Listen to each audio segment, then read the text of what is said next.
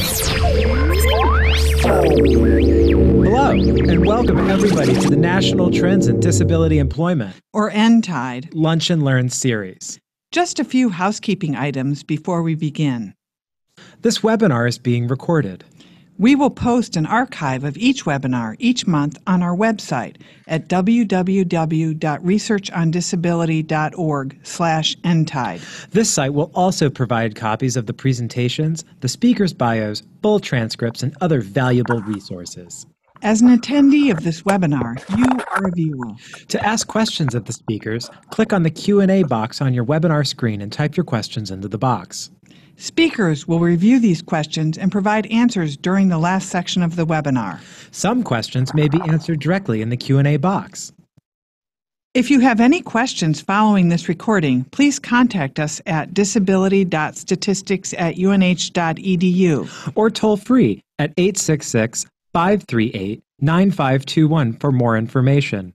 Thanks for joining us. Enjoy today's webinar.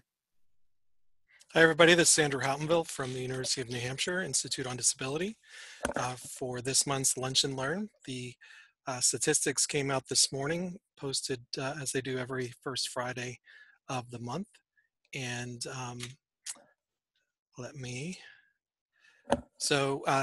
nTIDE Lunch and Learn occurs every noon on the first Friday after the release of the nTIDE report. The Lunch and Learn is a joint effort of the Kessler Foundation, University of New Hampshire Institute on Disability, and the Association of University Centers on Disability, AUCD.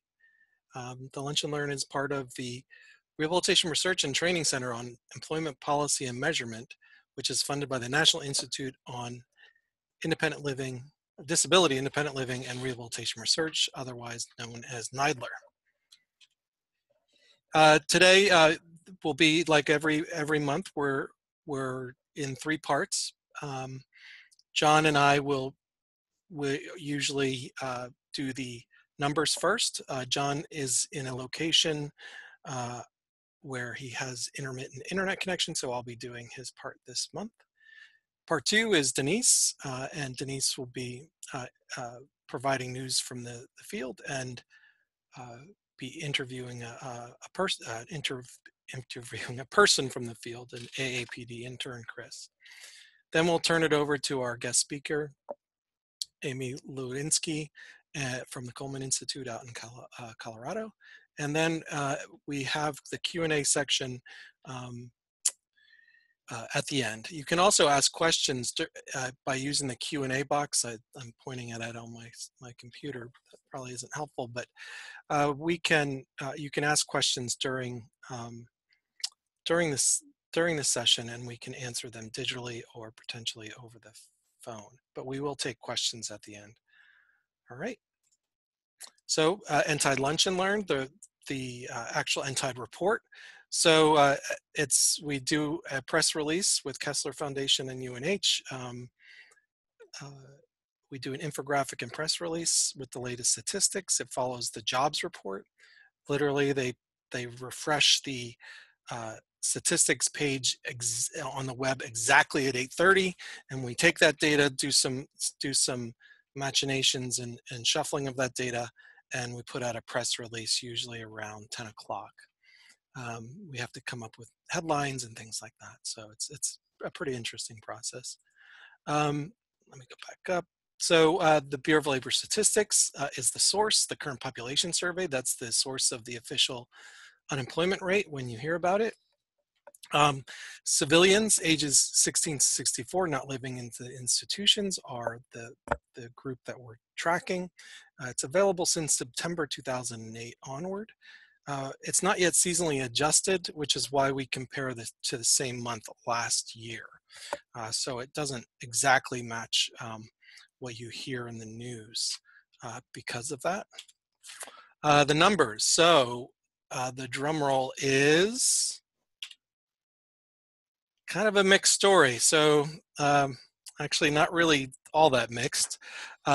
The employment to population ratio, the percentage who are employed among people with disabilities ages 16 to 64 not living in institutions, went down from 29.8% to 29.5%. So down 5 percentage points. The employment to population ratio for people without disabilities actually went up a little bit, from 73.9% to 74.5%. And so this is actually the first time we've seen, albeit it's a pretty small decline, this is the first time we've seen a decline in, I think, 26 months in the employment to population ratio. So over 2 years, we haven't seen a decline. And so we have seen a slowdown in the last few months.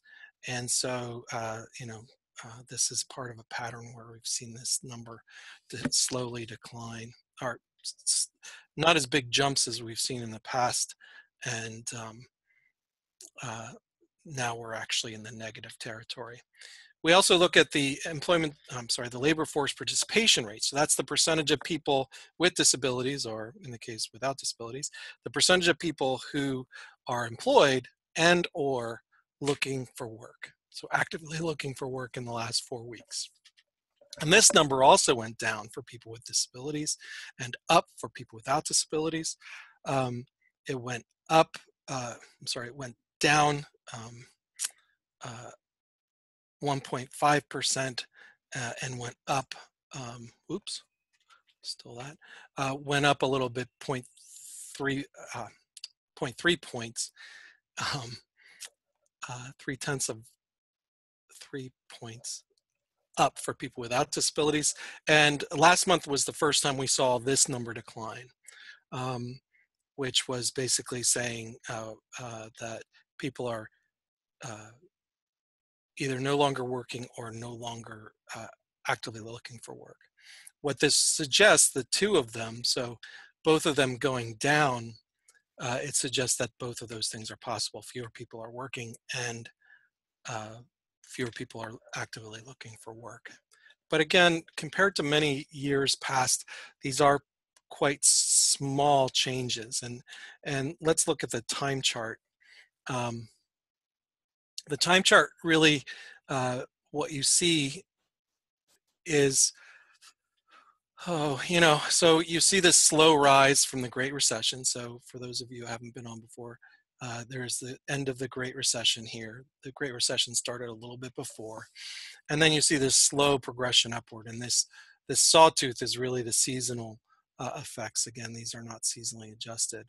For people with disabilities, you see this decline, and then you start seeing a turnaround starting in 2004, but really picking up until the recent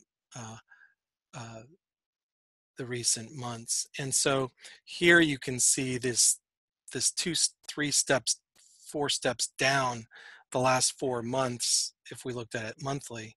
But you can see that this dot over here, the 29.8, is higher than the 29.5.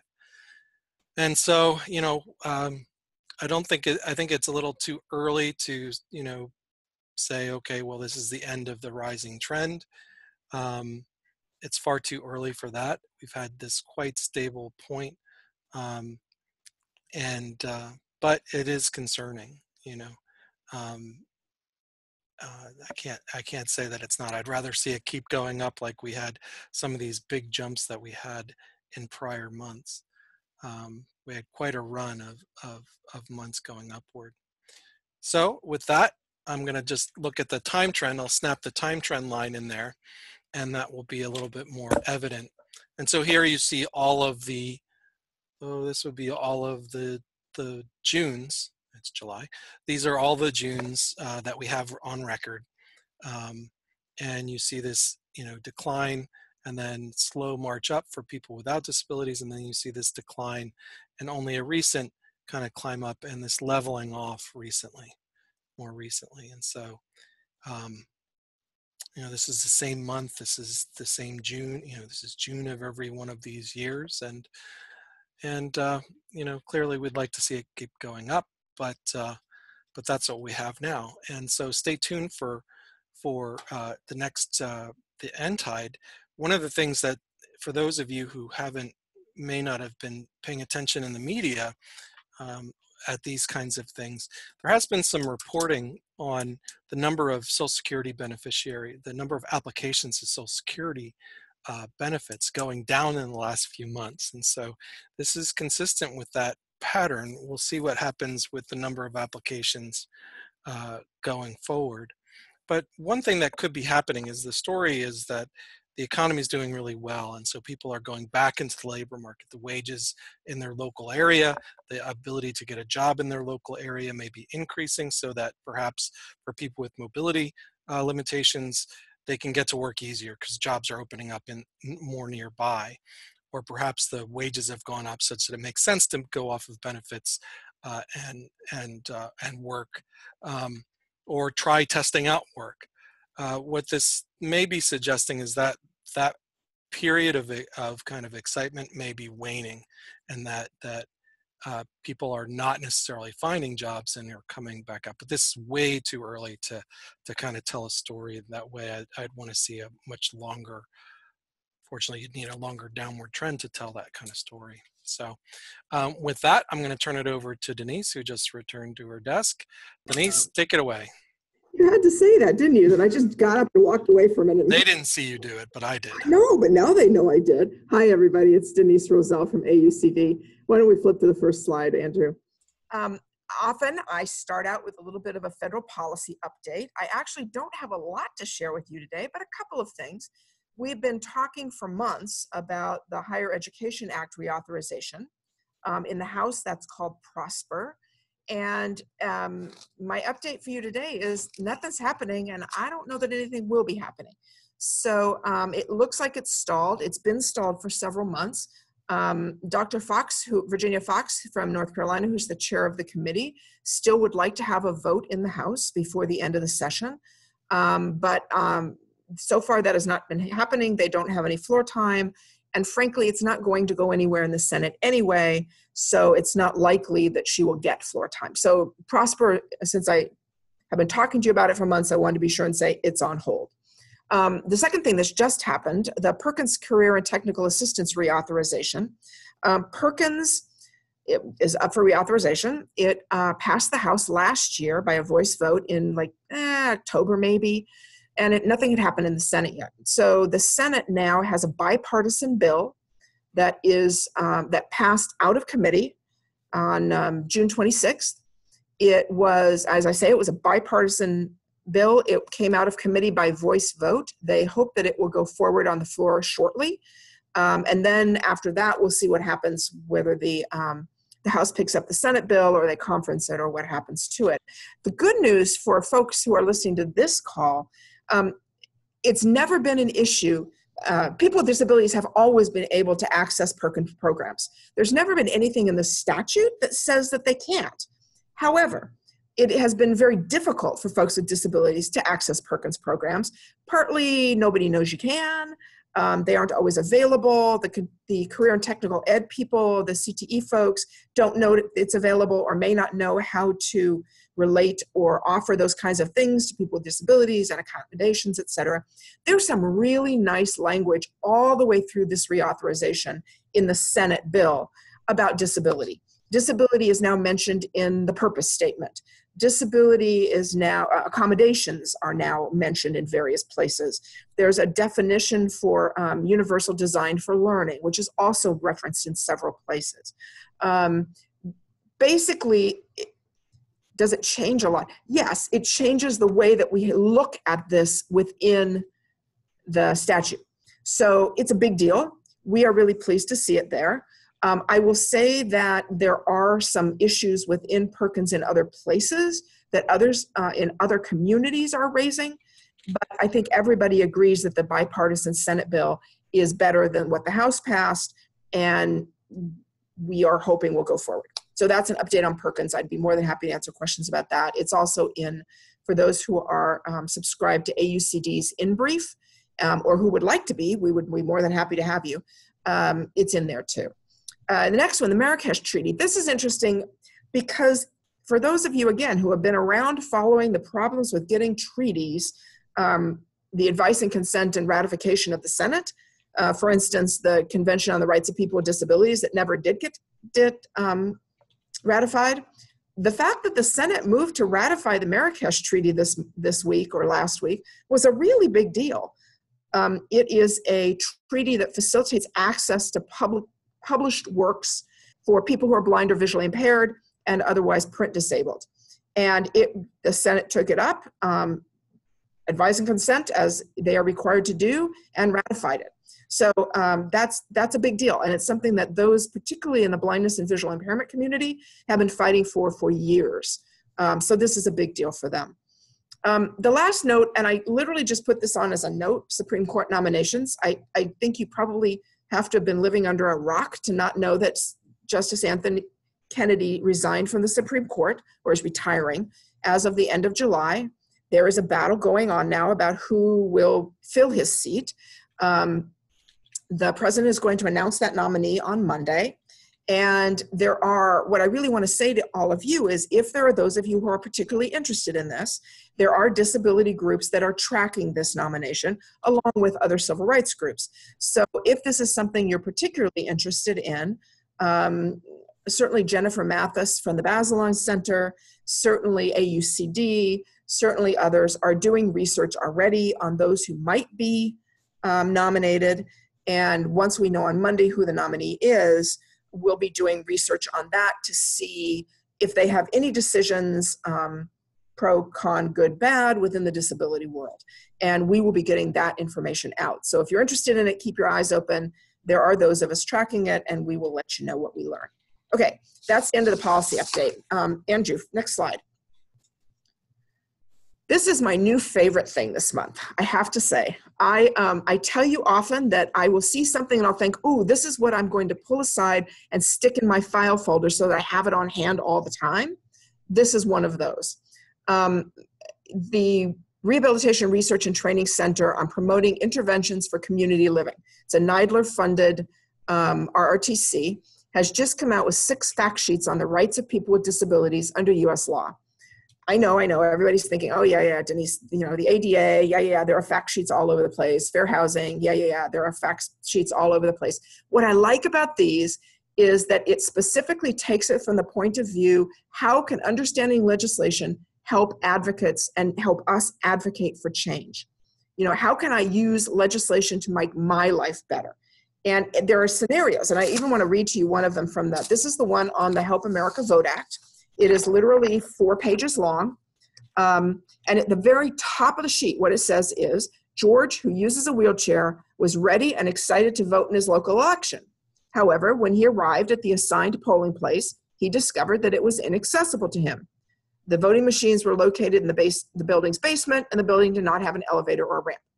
And then it says, please see page 3 to learn how George used knowledge of HAVA to exercise his right to vote. And it goes through, what is HAVA? What does it do? What does it say?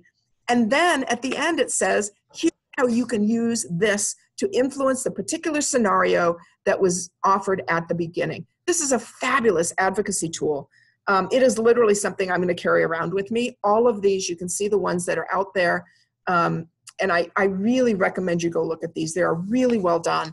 And they're out of the KU did a lot of the work on this, and the Rural University of Montana, the RTC on rural communities, rural training centers. I really think this is a good one, and you need to go find it. Okay, next one. Next slide, Andrew. Okay, this one I pulled out. It popped up on my radar, and I thought it was interesting. We hear a whole bunch about all kinds of different people in STEM, more women in STEM, more ethnic and racial minorities in STEM. This is an article about people with disabilities in STEM. And I thought that was a really interesting take. It's in the American Behavioral Scientist in their April 2018 issue. It's an article about how a particular engineering research center reached out and worked on inclusion for people with various types of disabilities in STEM, includes methods, tools, materials. And I thought, given the amount that we're talking about STEM and about all kinds of people working in STEM, that this would be a really good example for folks with disabilities. And again, I hadn't seen anything like this before, so I wanted you to know about it. Next slide, Andrew. So there are a couple of things, not just webinars, coming out from the National Collaborative on Workforce and Disability for Youth at the Institute for Educational Leadership.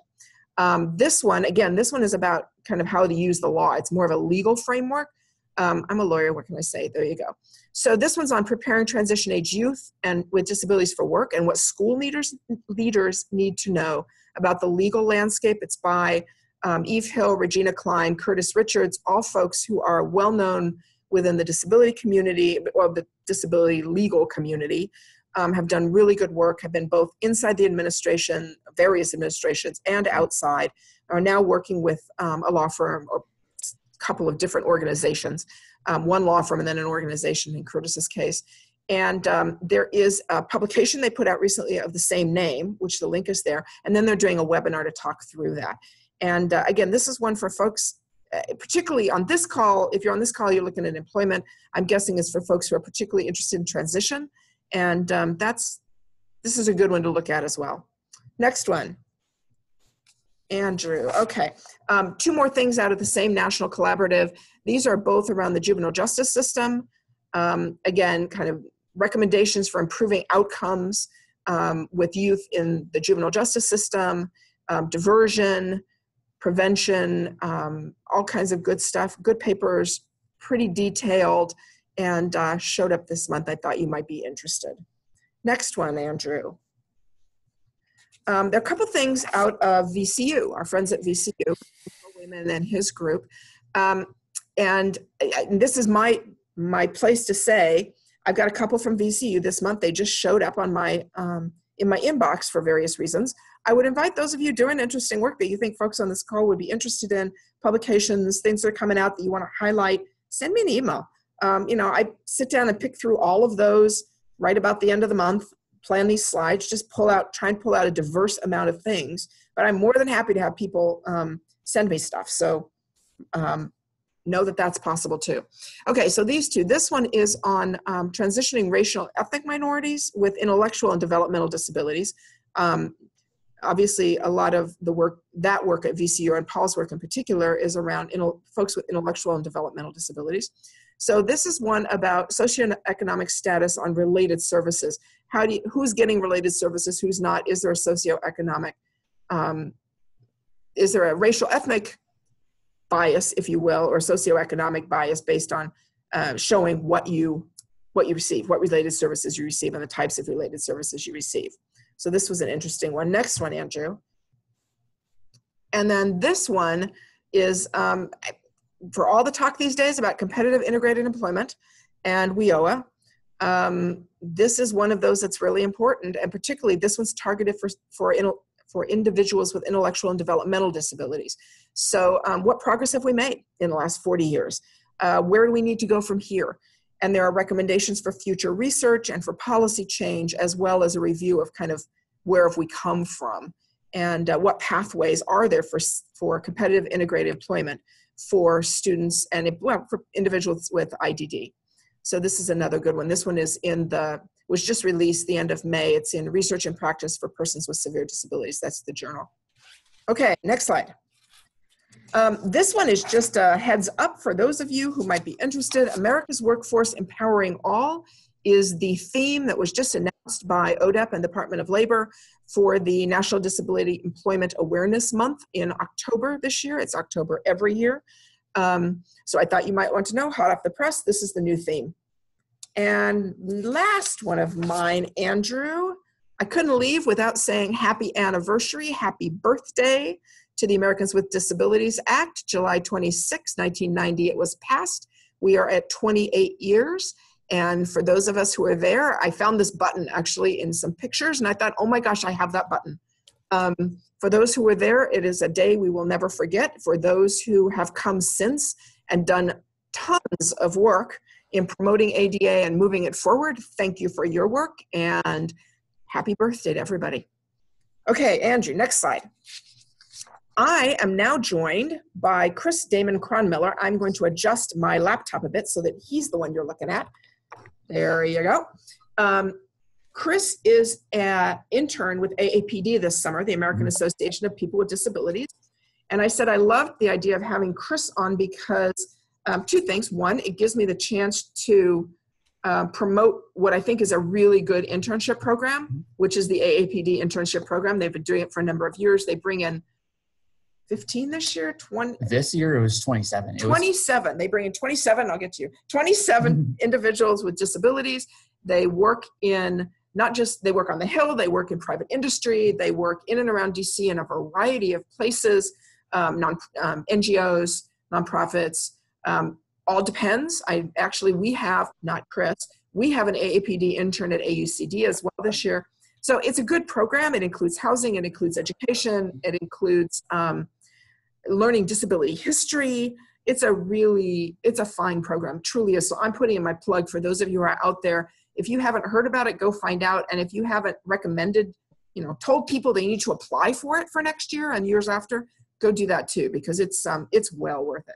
Okay, that's my plug for AAPD. Now I want to move on to Chris, who is my interviewee for this month. So Chris, could you introduce yourself a little bit? Tell us a little bit about your disability and just a little bit about you. Sure. First and foremost, I just want to say that it's a great honor to be a part of this webinar. I actually have been a subscriber to nTIDE webinars for since the spring of 2017. So I actually look at webinars whenever I can. So it feels a little bit surreal to be actually a part of this right now.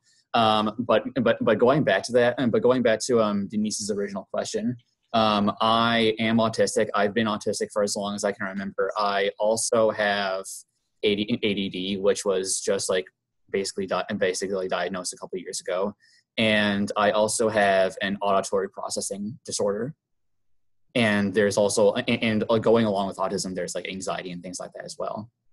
So talk to me a little bit about your job history. I know you've done a bunch of internships but job history, barriers you may have faced.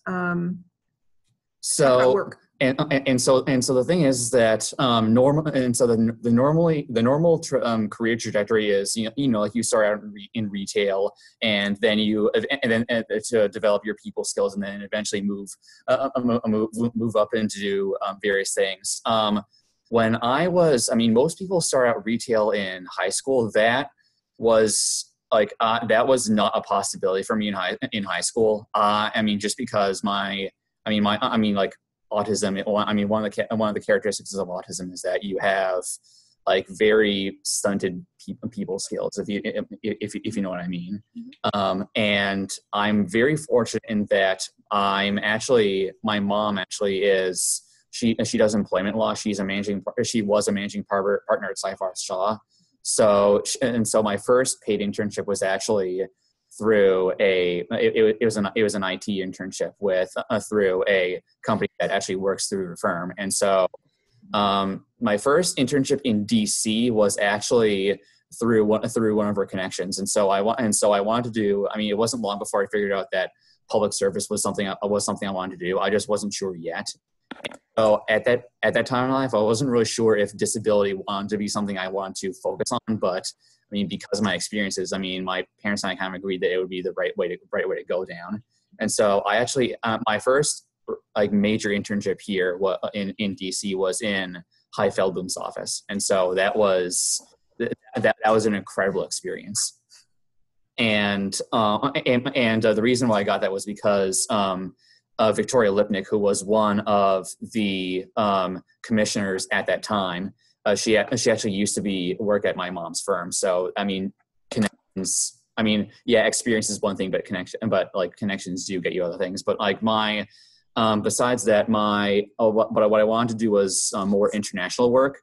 So I then did an internship with the U.S. International Council on Disabilities. And I actually, hearing Denise talk about the CRPD kind of gave me some very bad flashbacks because I was right in the middle of the first push to get the CRPD ratified. Then I actually ended up going to grad school. Then after that, for a year after I graduated from college, I was part of a workforce volunteer like program kind of thing, like AmeriCorps, but it was called the Jesuit Volunteer Corps. I went to a Jesuit college, so it wasn't.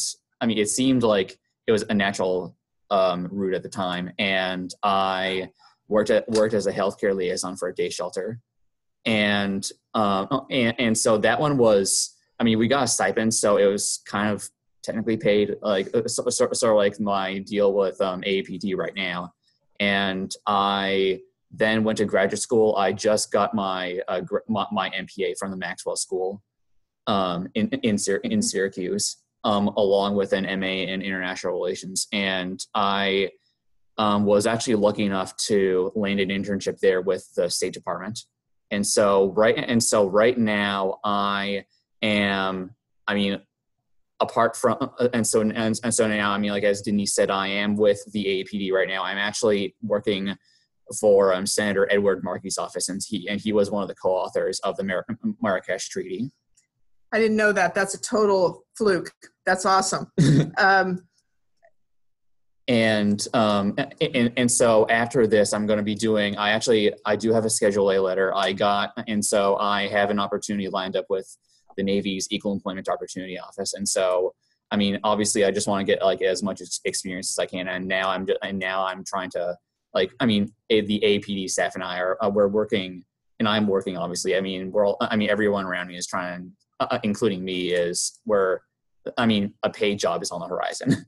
So tell people what a Schedule A is, for those who might not know. Sure. I wasn't sure how many people were familiar. And they may well know, but just quick couple sentences. So a Schedule A letter is, Schedule A is something through the federal government that it provides non-competitive hiring opportunities for people with quote unquote severe psychological or like developmental disabilities. Mm-hmm. And so I mean, in the past I wasn't as keen about playing the disability card, but like, but I do qualify for the Schedule A letter. So that I think that is going to be huge down the line. It's just, we'll have to see.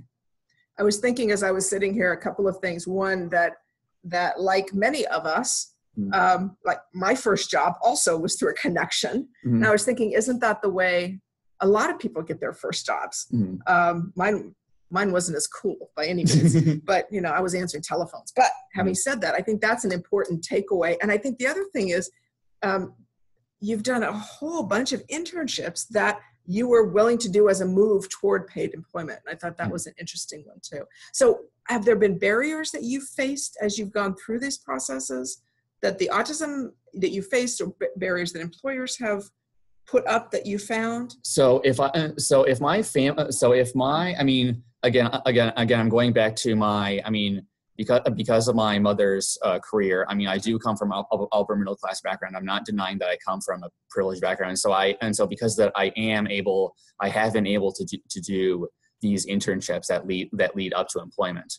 But at the same time, though, I would say that the barriers that I have faced is that talking with people over the phone is still quite hard for me. I mean, part of the reason why I chose why I wanted to do a Hill internship was that I would get more exposure to phone work. I mean, because the way my mind works is that more exposure helps like the neurons in my brain connect. But even then, interviewing over the phone is still quite difficult, because I oftentimes need facial expressions to match with words, and so it's very hard for me to go off of tone based off of that alone. And so in college in the past, I've like bombed interviews just because I misunderstood somebody's like hidden cues. Mm-hmm. So when I was younger, I mean, again, like nonverbal cues were a big thing for me, and so I've been lucky in that I've gained enough experience in the disability policy field so that I now realize it's something I actually want to do. But if I was in a different career, path, I definitely would have. For instance, before I was working at the day shelter as part of the placement program, I was actually going to go into the legal route, the New Mexico Immigrant Law Center, and so then I wasn't as upfront about my challenges as I was with as I was normally, and so that caused some tensions pretty early on with my supervisors. Me leaving that place was ultimately for the best. I mean, my supervisors and I agreed on that. But it was still definitely a barrier. Understood. Where do you see yourself in 5 years? What do you want to be doing? So obviously I want to be, maybe not obviously, but I do want to be in a paid job, obviously. And so people usually say that most the qualifications for most experienced jobs, quote unquote, are 5 years or more. So I would probably expect that I would get settled into whatever organization I end up being a part of, and possibly and I would hope that people would talk to me about possible promotion opportunities. But that's but at the same time, though, I've learned about myself so that it's very hard for me to plan out too far in advance. And so I'm just trying to keep myself I do have that vision in mind, but I'm also playing around with whether or not I want to do the foreign service. So that's, or maybe not do the foreign service, apply for the exam. That's a better way of saying it. And so I'm just trying to keep myself as open as possible. I've also applied to budgeting jobs. I've also been looking at say public budgeting jobs in Albany, which is a pretty common route for people who went to Syracuse for graduate school. That's fabulous. Thank you, Chris. That's perfect. That was a great interview and I appreciate it. I am going to ask Andrew, I'm going to take the screen back, and I'm going to ask Andrew to flip to the next slide, and I will introduce Amy and hand it off. So thank you again. That was great. Amy Lewinsky is a Research and Development Coordinator at the Coleman Institute for Cognitive Disabilities at the University of Colorado. Amy's main function as a team member is for the State of the States in Intellectual and Developmental Disabilities Project. So Amy, I'm going to hand it over to you, and thank you so much, everybody. Great. Thank you, Denise. And Andrew, if you'll flip to the next screen. There we are. And thanks to Denise for the introduction. We'll go ahead and skip this and go to the next screen. This is one of my favorite quotes by anyone, but this happened to have been said by former Vice President Joe Biden, and he said, "Don't tell me what you value, show me your budget, and I'll tell you what you value." This encapsulates the heart of the State of the States in Intellectual and Developmental Disabilities Project.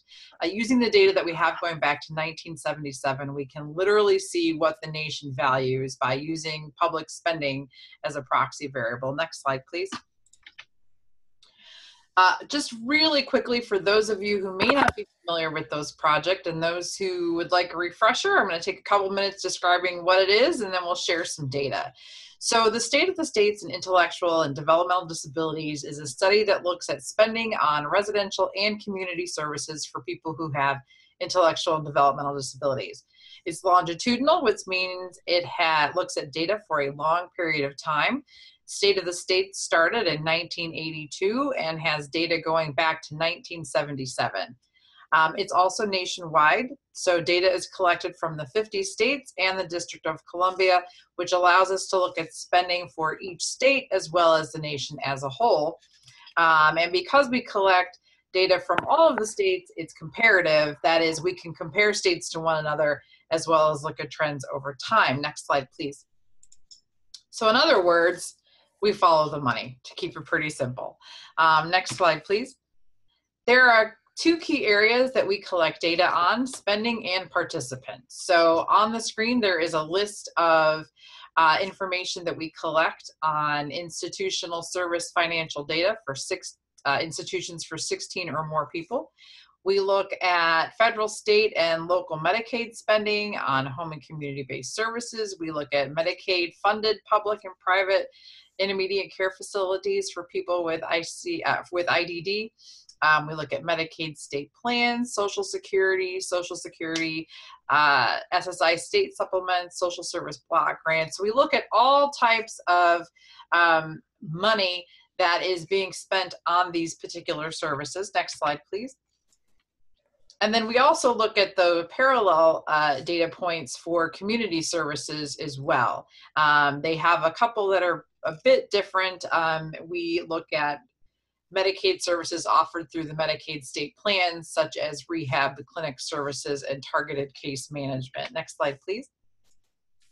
We also take a look at who is receiving these supports and services, and we categorize them by setting category. So you'll notice a repetitive theme throughout this project is how we classify community versus institutional settings. And to keep it simple, we have classified institutional settings as those settings that are for 16 or more individuals to live in, and community residential settings are those that are 15 or less. And we further divide those into settings for 1 to 6 people, in addition to settings for 7 to 15.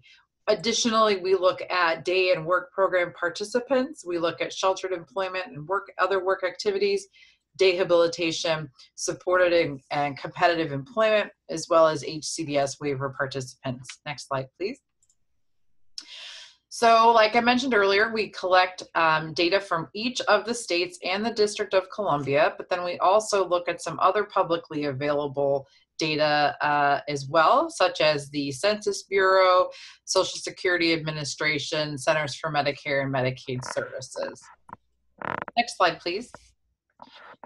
So now that we've just done a really quick review of what the project is, before we dive into some data, this is preliminary data, so it's subject to additional analysis, and what you see coming out in the final report next year may not exactly be what you see here today because we're still doing some fine tuning. And the next point is that there is one of the reasons for fine tuning is because at the time these slides were developed, one state was missing from analysis, so for that state we used their fiscal 2015 data to fill in the gap. So we'll see a little bit of changes due to that. Next slide, please. So as I mentioned, one of the things that we look at is spending on IDD services. And this is the bar chart looking at the growth of IDD service spending from 1977 to fiscal year 2017. And as the blue bars indicate going across, we see a continual steady increase up, except for a slight dip in 2011, which was in response to the recession. So you can see that we continue going in the right direction in terms of spending. Next slide, please. Oops. Thank you.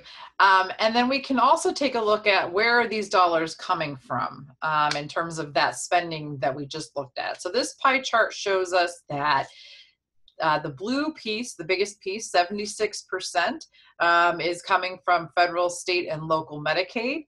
The remaining 24% of the money is coming from Social Security, block grants, general funds, special tax levies, lotteries, etc.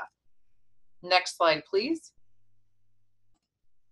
This slide takes apart that 76% of that pie chart in the last slide and splits it out to look at Medicaid spending. So this pie chart is showing us Medicaid spending for just fiscal year 2017, and we can see that of the $48.5 billion spent during that time, that 68% of it was spent on HCBS waiver, and HCBS is home and community-based services waiver programs.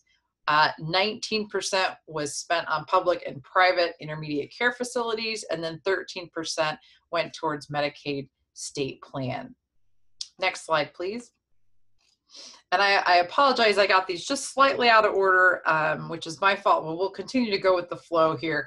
As I mentioned, we also track census of publicly funded institutions and other size settings. This bar chart shows us the number of people living in IDD institutions, which again, for a refresher, are those settings for 16 or more people in the United States from 1848 up until fiscal year 2017. And you can see here the red bar for 1967 is indicating when the number of people living in institutions peaked at 194,650. And in fiscal year 2017, that number was down to just a little over 18,000. So we have seen since 1967 a drop of 91% in the numbers of people living in institutions. Next slide, please. So this is showing just a little bit richer detail of some of those settings that would be considered institutions. We've got the public ICFs for 16 or more, nursing homes, and then private ICFs for 16 or more.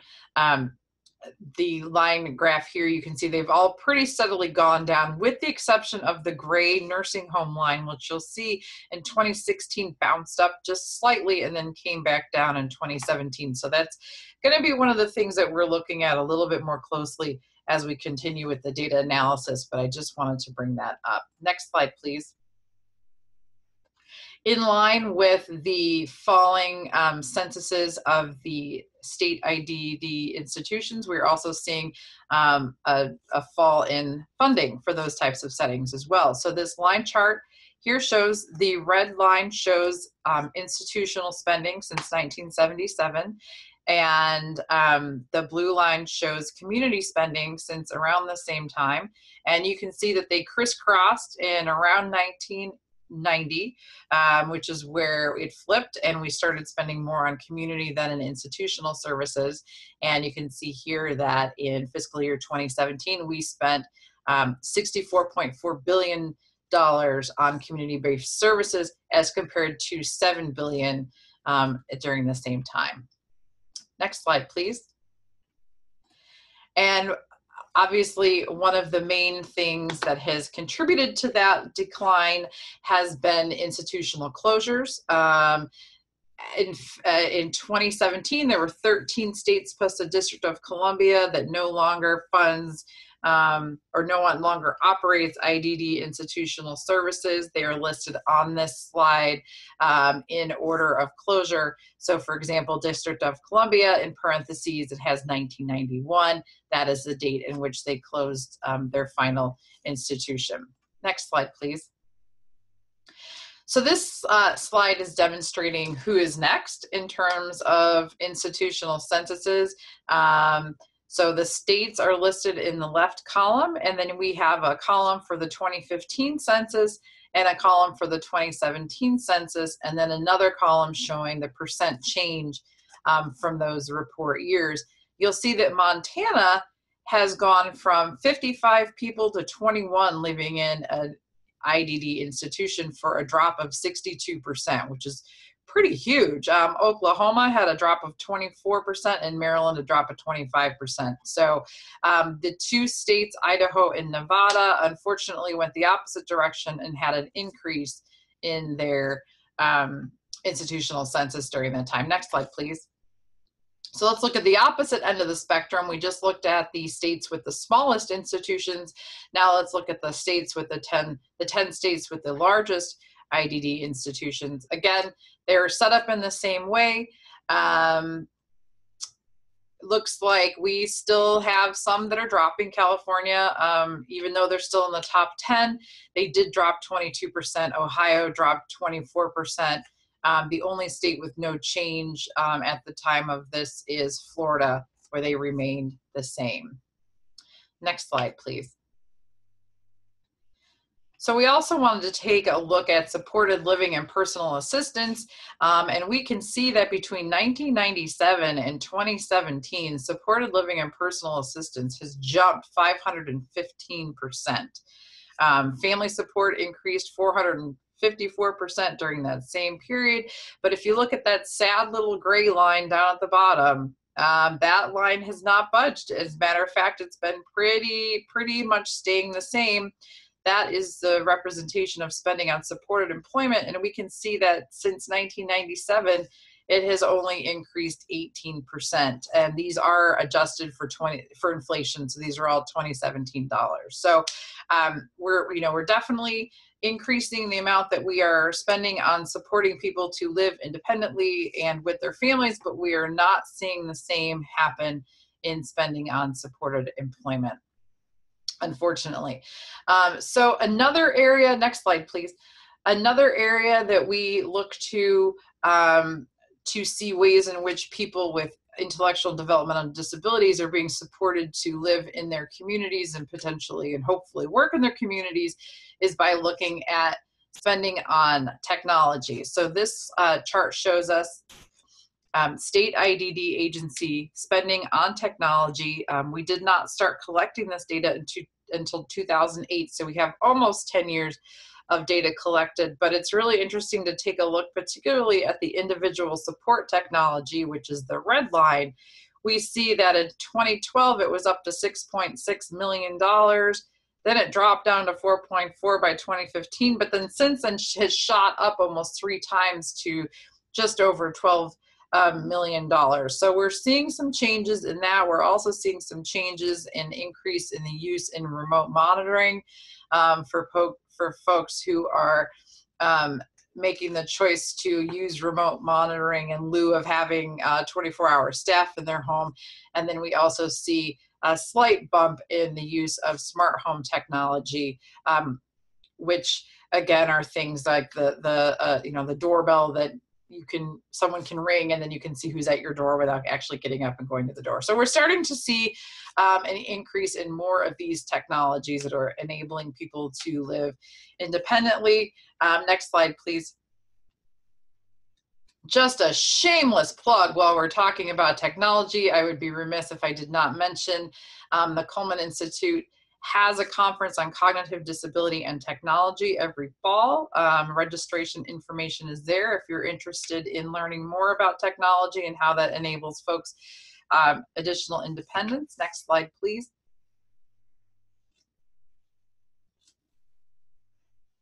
Thank you. You'll see there are a number of ways to keep in touch with us. Like I said, we are in the midst of finishing up analysis of the data that we have just collected for fiscal years 2016 and 17. As data is released and as we create charts and one-pagers, you can see them through our Facebook page, through our Twitter feed, through our website, which is on the next site. You can email us if you have any specific questions about your state or about how to get this data or learn more about what to do with this data. And then finally, next slide, please. Thank you. There's information about the Coleman Institute as well as the State of the States project highlighted there. And of course, we must acknowledge and thank the AAPD for their support of this project. So thank you. Great, thank you for their presentation. This is Andrew.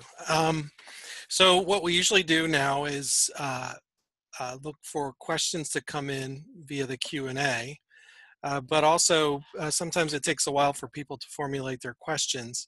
A couple questions that came to my mind, so I get to ask the first question while we wait for others to submit. What kind of new data sources do you think? So you've been collecting a lot of these data for a long time. Are there any new data sources that you're looking to get or investigating? I'll just leave that at that question. Sure. Yes, there are a number of data sources that we used, all of which are not were not necessarily shared in this presentation. Mm-hmm. But we do use a number of federal data sources. But I guess one of the things I should have been more specific about is we go directly to the states to collect their data. Right.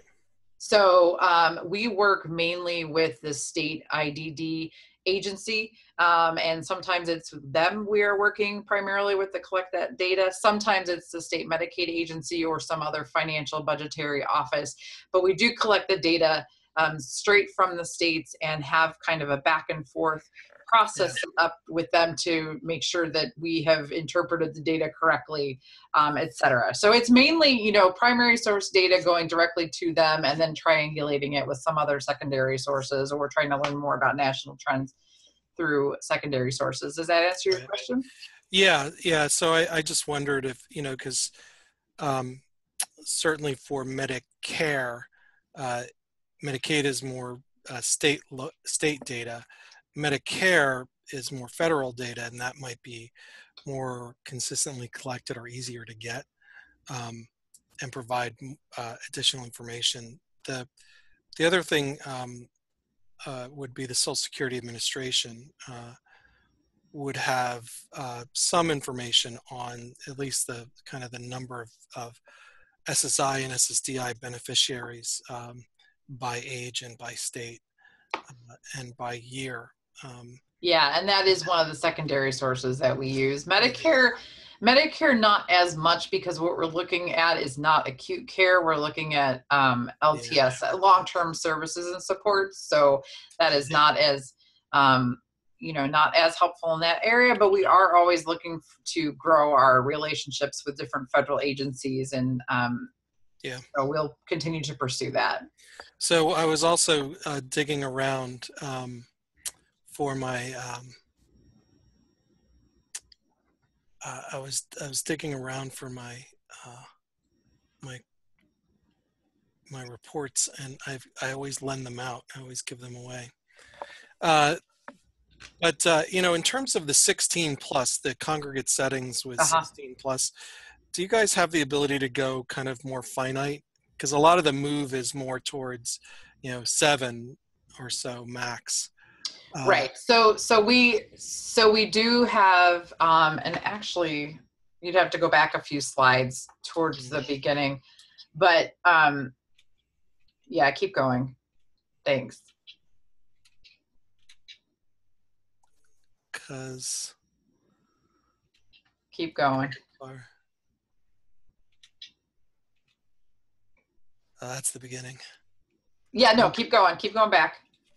We didn't show any data on it, but yes, we do collect information on folks in those different varied settings. So we look at the 7 to 15, the 6 or less, the 6 or fewer. So we do look at those. Because we were still waiting on a state at the time, we haven't done all the breakouts of percentages for those different types of settings. But that is definitely something that we do, and something I just didn't include in this presentation for time reasons. Yeah, for sure. But yeah, we do break it down smaller. The smallest we're able to break it down is 6 and fewer. Right. And I did some quick adjusting for inflation, and the one thing is to think about, you know, adjusting for inflation, but a lot of your graphs still go up regardless. They are adjusted for inflation. Oh, they are? Okay. Yeah, if you look at the axis, they adjusted in 2017 dollars. So yeah, they are adjusted. Wow. Well, that's a good thing then, because it's better than I thought. All right. Are there any other questions? I see. Let's see. Here comes one. I'm reading it about the slow growth in the supported employment given the focus. Yeah, you know what? Unfortunately, I'm not able to answer that question. I don't know why. You would think, because one of the comments I typically make is you would think that in a nation that is so, you know, based on personal independence and productivity and the importance of work, you would think that there would be more of a push towards getting people to work, particularly people who do want to work. But we're not seeing that. And so I'm not an employment expert. And so I'd have to leave that to folks who are, to determine some of the context for that. Well, I just one thought that I have is that you know, that both the, you know, the four big programs, Medicaid, Medicare, Medicaid, Medicare, Social Security, Disability Insurance, and Supplemental Security Income, all of those have income requirements. And so, you know, they all impose a certain degree of disincentive to actually working. But that doesn't really answer your question. Your question is more about the public support for these programs. And, you know, we still very much have a paternalistic set of policies, and that want to basically pay people to stay out of the labor market, and, you know, Ticket to Work and other programs, you know, it's still just working around the margins. And so from my viewpoint, you know, instead of having, say, a minimum wage for people, you know, a higher minimum wage, you know, something like a wage subsidy program would probably be more helpful. One of the other things I'm always concerned about is that there gets to, you know, I know, Amy, you deal a lot with programs specific to IDD, but there are a lot of other programs that use different words than supported employment, that there could be some watering down with other programs. But Amy, I don't know if you have more to say on that. We provide a list of definitions of the different terms to each of the states in an effort to kind of be able to compare apples to apples, but that sometimes can be a difficulty. It will be very interesting to see if there are any big jumps in that supported, you know, in that supported employment in the next round for that fiscal 2019, because I think by that time we'll be able to see a little bit more firmly establish some of the WIOA implementation. So yeah, there it is. Maybe we'll see a bit of a bump. You know, and when you take this out, and if you look at just the supported employment data, you know, it is going up slightly. It just doesn't look like it is much when you compare it to supported living and family supports. It's still very flat, but it is, you know, incrementally in tiny bits going up year after year, but just at a much slower pace than the other two. Yeah, I wonder, you know, if you took out a lot of states that don't have much support at all, you know, if you looked at only the states that have support, whether there are states that have improved. Well, and that's something, and that's something that we intend to do, that we typically do with our analysis. You know, again, just understand we're at the tail end of our data collection. But we do break out and look at state spending on different areas in terms of state population. So we do look at fiscal effort, which for folks who don't know, that's spending per capita. Yeah. So we control for population and other things like that. So that's a good metric to compare states across as well. Sounds good. All right. Well, that's our time. So with that, thank you, Amy. Thank you, Denise, for joining us. And thank you, Chris. And that's it for this month. If you missed anything, you can get it on archive, and all the links are provided in the archive. Thank you very much. Bye-bye.